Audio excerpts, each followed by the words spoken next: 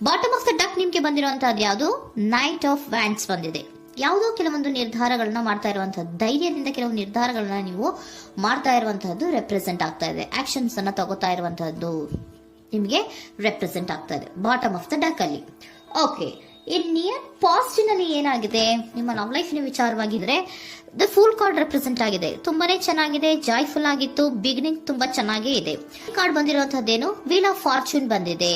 So ನಿಮ್ಮ love ಲೈಫಿನ ವಿಚಾರವಾಗಿ ನೀವು ಕೆಲವೊಂದು ಬದಲಾವಣೆಗಳನ್ನ ನೀವು ಮಾಡ್ಕೊಂಡಿರುವಂತಹದ್ದು ಇಲ್ಲಿ ರೆಪ್ರೆಸೆಂಟ್ ಆಗ್ತಾ ಇದೆ. ಕ್ವೀನ್ ಆಫ್ ಕಪ್ಸ್ ಏನನ್ನ ರೆಪ್ರೆಸೆಂಟ್ ಮಾಡುತ್ತೆ?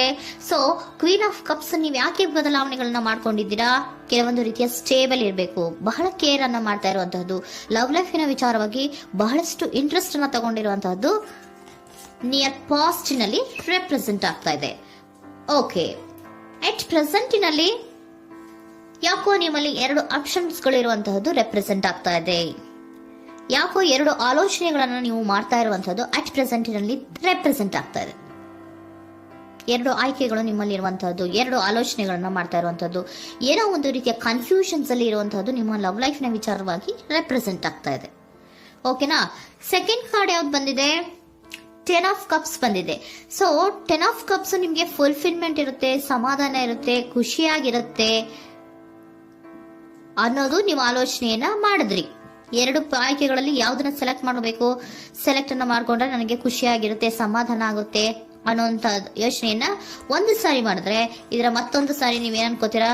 ಏನಾದ್ರು ನನಗೆ ಇದರಿಂದ ಮೋಸ ಆಗುತ್ತಾ, ಅಥವಾ ಇದರಿಂದ ನನಗೇನಾದ್ರು ತೊಂದರೆ ಆಗುತ್ತಾ, ನಾನು ರಕ್ಷಣೆ ಮಾಡ್ಕೋಬೇಕಾಗತ್ತಾ ಅನ್ನೋಂತಹ ಆಲೋಚನೆಯನ್ನು ಕೂಡ ನೀವು ಮಾಡುವಂತದ್ದು ರೆಪ್ರೆಸೆಂಟ್ ಆಗ್ತಾ ಇದೆ. ಯಾಕೋ ನಿಮ್ಮಲ್ಲಿ ಸಮಾಧಾನ ಇಲ್ಲ, ಕನ್ಫ್ಯೂಷನ್ಸ್ ಇದೆ, 2 ಆಯ್ಕೆಗಳು, ಯಾವ ನಿರ್ಧಾರವನ್ನ ಮಾಡಬೇಕು ಗೊತ್ತಾಗ್ತಿಲ್ಲ.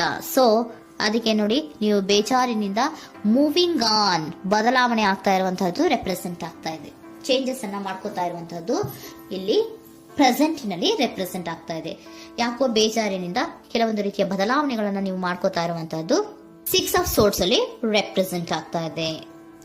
ನೀವು ಈ 6 ಆಫ್ ಸೋರ್ಟ್ಸ್ ಮತ್ತೆ ಏನನ್ನ ರೆಪ್ರೆಸೆಂಟ್ ಮಾಡುತ್ತೆ ಅಂದ್ರೆ, ನಾನು ಲವ್ ಲೈಫಿನ ವಿಚಾರವಾಗಿ ಒಂದು ಬೆಟರ್ ಆಪ್ಷನ್ಸ್ ಅನ್ನ ಸೆಲೆಕ್ಟ್ ಮಾಡ್ಕೋಬೇಕು ಅನ್ನುವಂತಹ ಆಲೋಚನೆಯನ್ನ ಮಾಡ್ತಾ ಇರುವಂತಹದ್ದು ರೆಪ್ರೆಸೆಂಟ್ ಆಗ್ತಾ ಇದೆ. ಓಕೆನಾ? ನೀವೇನಂದ್ರೆ ಅಟ್ ಪ್ರೆಸೆಂಟಿನಲ್ಲಿ ನಿಮ್ಮ ಲವ್ ಲೈಫಿನ ವಿಚಾರವಾಗಿ ಬೆಟರ್ ಆಪ್ಷನ್ ಬಗ್ಗೆ ಯೋಚನೆಯನ್ನ ಮಾಡ್ತಾ ಇರುವಂತಹದ್ದು, ಅದರ ಬಗ್ಗೆ ಸ್ವಲ್ಪ ಕನ್ಫ್ಯೂಷನ್ ಅಲ್ಲಿ ಇರುವಂತಹದ್ದು ಅಟ್ ಪ್ರೆಸೆಂಟಿನಲ್ಲಿ ರೆಪ್ರೆಸೆಂಟ್ ಆಗ್ತಾ ಇದೆ. ಬಟ್ ನಿಯರ್ ಫ್ಯೂಚರಿನಲ್ಲಿ ಏನಿದೆ? 3 ಆಫ್ ಸೋರ್ಟ್ಸ್ ಇದೆ. ಕೆಲವೊಂದು ರೀತಿಯ ಬೇಜಾರುಗಳಿರುವಂತಹದ್ದು, ನೋವುಗಳಿರುವಂತಹದ್ದು, ಕೆಲವೊಬ್ರು ಅಳ್ತಾ ಇರುವಂತಹದ್ದು, ಭಾವನಾತ್ಮಕವಾಗಿ ತುಂಬಾ ಫೀಲ್ ಅನ್ನ ಮಾಡ್ತಾ ಇರುವಂತಹದ್ದು ನಿಮ್ಗೆ ರೆಪ್ರೆಸೆಂಟ್ ಆಗ್ತಾ ಇದೆ. ಯಾಕೆ ನಿಮಗೆ ಆ ತರ ಆಗತ್ತೆ ಅಂತ ಅಂದ್ರೆ, ಡೆವಿಲ್ ಕಾರ್ಡ್ ರೆಪ್ರೆಸೆಂಟ್ ಆಗಿದೆ. ಸೊ ಡೆವಿಲ್ ಕಾರ್ಡ್ ಏನನ್ನ ಹೇಳತ್ತೆ? ಅಡಿಕ್ಷನ್ಸ್ ಅನ್ನ ಹೇಳತ್ತೆ. ತುಂಬಾ ಯೋಚನೆಯನ್ನ ಮಾಡುವಂತಹದ್ದು, ಮೇಲಿಂದ ಮೇಲೆ ನೀವು ಒಂದನ್ನೇ ನೀವು ಯೋಚನೆ ಮಾಡ್ತಾ ಇದ್ರೆ ನಿಮ್ಗೆ ಅಲ್ಲಾಗುವಂತಹದ್ದೇನು? ನೋವುಗಳೇ ಅಲ್ಲಾಗುವಂತಹದ್ದು. ಸೊ ಯಾತಕ್ಕೆ ಅಂದ್ರೆ ನಿಮ್ಮಿಬ್ಬರ ಮಧ್ಯೆ ಕೆಲವೊಂದು ರೀತಿಯ ಘರ್ಷಣೆಗಳಿರುವಂತಹದ್ದು ರೆಪ್ರೆಸೆಂಟ್ ಆಗ್ತಾ ಇದೆ.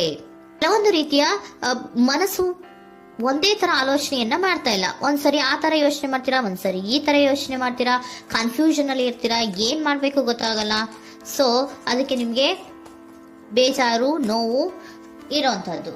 ಮತ್ತೆ ನೆಕ್ಸ್ಟ್ ಕಾರ್ಡ್ ಬಂದಿರುವಂತದ್ದೇನು? 5 ಆಫ್ ಪ್ಯಾಂಟಿಕಲ್ಸ್ ಬಂದಿದೆ. ಸೊ 5 ಆಫ್ ಪ್ಯಾಂಟಿಕಲ್ಸ್ ಏನು? ತುಂಬಾ ಇದು ಕೂಡ ತುಂಬಾ ಬೇಜಾರಿನಲ್ಲೇ ಇರುವಂತಹದ್ದು, ಫೀಲಿಂಗ್ ಲೆಫ್ಟ್ ಔಟ್ ಆಗ್ತಾ ಇರುವಂತಹದ್ದು, ರೀತಿಯ ಒಂದು ಬ್ಯಾಡ್ ಸಿಚುಯೇಷನ್ ಅಲ್ಲಿ ಇರುವಂತಹದ್ದು, ಅಂದ್ರೆ ಯಾವಾಗ್ಲೂ ನೋವು ಪಡ್ತಾ ಇರುವಂತಹದ್ದು, ಯಾವಾಗ್ಲೂ ಯೋಚನೆ ಮಾಡ್ತಾ ಇರುವಂತಹದ್ದು, ಇಮಿಡಿಯೇಟ್ ಫ್ಯೂಚರಿನಲ್ಲಿ ಈ ರೀತಿ ರೆಪ್ರೆಸೆಂಟ್ ಓಕೆನಾ? ಸೊ ದ ಮೂನ್ ಕಾರ್ಡ್ ಏನನ್ನ ರೆಪ್ರೆಸೆಂಟ್ ಮಾಡುತ್ತೆ ಅಂದ್ರೆ, ರಿಯಾಲಿಟಿಯ ಕಡೆಗೆ ಹೆಚ್ಚು ಗಮನ ಕೊಡದೇ ಇರುವಂತಹದನ್ನ ರೆಪ್ರೆಸೆಂಟ್ ಮಾಡುತ್ತೆ. ಓಕೆನಾ? ಇದಿಷ್ಟು ನಿಮ್ಮ ಸ್ವಂತಿನ love reading. Next angel guidance ನಿಮ್ಗೆ ಏನ್ ಕೊಡ್ತಾರೆ ಅನ್ನೋದನ್ನ ನೋಡೋಣ. ನೋ ಅನ್ನೋಂತ ಆನ್ಸರ್ ಅನ್ನ ಕೊಡ್ತಾ ಇದ್ದಾರೆ. So no, not the right time. ನೀವೇನು ಕೂಡ ಈ ಕನ್ಫ್ಯೂಷನ್ ಅಲ್ಲಿ ಇದ್ದಾಗ ಯಾವುದೇ ರೀತಿಯ ಡಿಸಿಷನ್ಸ್ ನ ಮಾಡೋದಕ್ಕೆ ಇದು ಕರೆಕ್ಟ್ ಆಗಿರುವಂತಹ ಟೈಮು ಅಲ್ಲ. Perfect timing. So perfect timing ಅನ್ನ ಬಂದಾಗ ನೀವು ಕೆಲವೊಂದು ರೀತಿಯ ಡಿಸಿಷನ್ಸ್ ಅನ್ನ ಮಾಡ್ಬೇಕಾಗತ್ತೆ.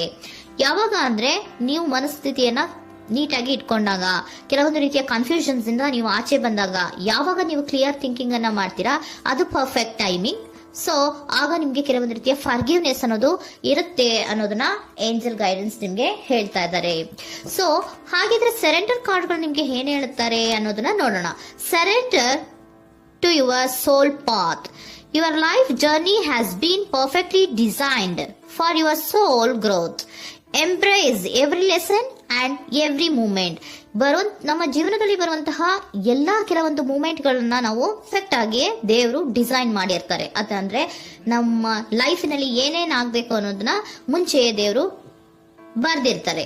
ಸೊ ಅದು ಹಾಗೆಯೇ ನಡೀತಾ ಇರುತ್ತೆ. ಓಕೆನಾ?